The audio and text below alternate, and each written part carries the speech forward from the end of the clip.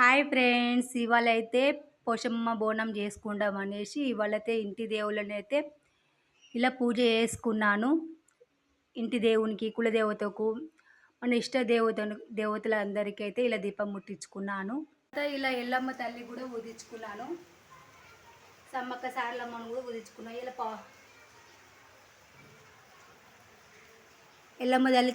ఎల్లమ్మ తల్లి కూడా పూజించుకున్నాం. సమ్మక్క సారలమ్మ తల్లి కూడా పూజించుకొని బెల్లం అయితే నైవేద్యం పెట్టుకున్నాం ఫ్రెండ్స్. మాకైతే కొంచెం హైట్లో ఉంది, పైకి ఉంది, అందుకనే మీకైతే కనిపించడం లేదు. తర్వాత ఇలా పోషమ్మ బోనం కూడా చేసుకున్నాం ఫ్రెండ్స్.